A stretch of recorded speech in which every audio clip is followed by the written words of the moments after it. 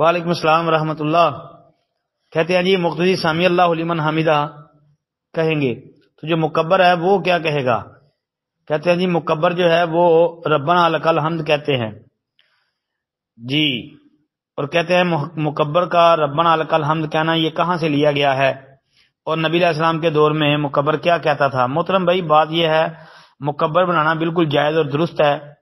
بسا اوقات مسجد بڑی ہوتی ہے، نمازی زیادہ ہو جاتے ہیں، امام کی آواز نہیں پہنچ پاتی، لائٹ کا ایشو بن جاتا ہے یا کوئی مسئلہ ہوتا ہے، مائک کی آواز سارے احباب تک نہیں پہنچتی، تو پیچھے کو 2 صفوں کے فاصلے سے 3 صفوں کے فاصلے پہ ایک آدمی جو ہے وہ امام کے ساتھ وہ بھی تکبیر بولتا ہے تاکہ پیچھے لوگوں تک آواز آسانی سے پہنچ جائے اور وہ امام کی اقتدا ہی ہوگی۔ اچھا، تو جو رکوع سے سر اٹھائیں گے جس طرح امام سامی اللہ لمن حمیدہ کہتا ہے، سارے مقتدی وہ بھی سامی اللہ لمن حمیدہ کہیں گے، یہ فرض ہے مقتدیوں پر۔ اور جو مکبر بنا ہوا ہے پیچھے سے ساتھ بولتا ہے اور وہ بھی سامی اللہ لمن حمیدہ کہے گا کیونکہ وہ مقتدی نہیں ہے۔ آپ نے خود کہا کہ مقتدی سامی اللہ لمن حمیدہ کہیں گے، اور مکبر کیا کہے گا؟ کیا مکبر امام ہو گیا ہے؟ مکبر بھی سامی اللہ لمن حمیدہ کہے گا۔ صحیح حدیث کی روح سے یہی مسئلہ ہے۔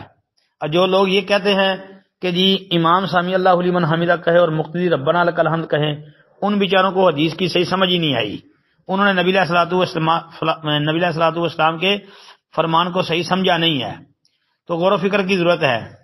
تو اس لیے وہ بیت اللہ ہو، مسجد نبوی ہو یا دنیا کائنات کی کوئی مسجد بھی ہو، جہاں پر بھی نمازی امام کے پیچھے مکبر ہوگا یا مکبر نہ ہو امام کے پیچھے مقتدی ہوگا، وہ بھی امام کی طرح سامی اللہ لمن حمیدہ کہیں گے۔ یہ سب کے لیے لازمی اور ضروری ہے، کیونکہ نبی صلی اللہ علیہ وسلم کا فرمان صحیح بخاری کے اندر مالک بن حویرث رضی اللہ تعالیٰ عنہ کی حدیث میں یہ کہ صلو کما رأیتمونی اصلی، نبی علیہ الصلوۃ والسلام نے فرمایا تھا کہ نماز اس طرح پڑھو جس طرح مجھے پڑھتے دیکھتے ہو۔ نبی صلی اللہ علیہ وسلم جی سامی اللہ لمن حمیدہ بھی کہتے تھے اور ربنا لک الحمد حمدا کثیرا طیبا مبارکا فی یہ بھی کہا کرتے تھے۔ بعض روایتوں میں ربنا ولک الحمد کے الفاظ بھی ہیں، تو لہذا یہی کہنا ہے، یہی حق ہے، یہی نبی علیہ الصلوۃ والسلام کی سنت سے ثابت ہے۔ السلام علیکم ورحمۃ اللہ۔ السلام علیکم ورحمۃ اللہ وبرکاتہ۔ یہ پوسٹ ہے جی کہ نبی علیہ السلام نے فرمایا تم میں سے ہر ایک کو چاہیے کہ دائیں ہاتھ سے کھائے، دائیں ہاتھ سے پیے، دائیں ہاتھ سے لے اور دائیں ہاتھ سے دے، کیونکہ شیطان بائیں ہاتھ سے کھاتا ہے، بائیں ہاتھ سے پیتا ہے، بائیں ہاتھ سے دیتا ہے اور بائیں ہاتھ سے لیتا ہے۔ ابن ماجہ 3266۔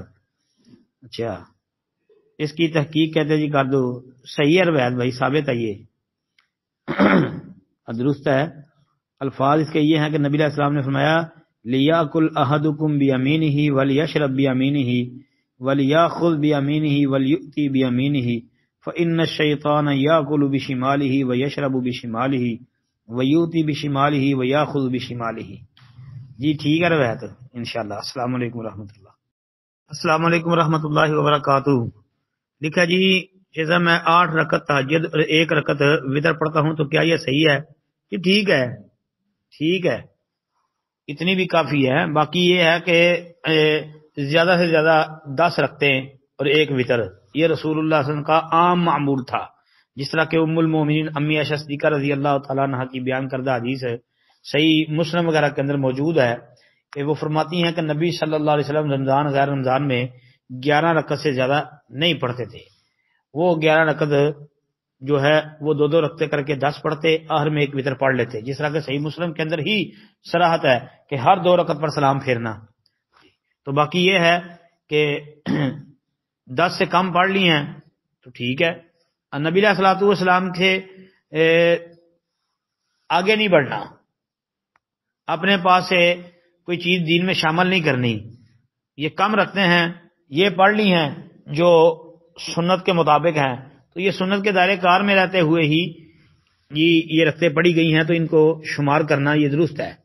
باقی یہ جو 20 رکھتے ہیں پھر وتر، یہ نبی علیہ الصلوۃ والسلام کی سنت تو نہیں ہے، یہ یاد رکھے، سنت نہیں ہے وہ۔ السلام علیکم ورحمۃ اللہ۔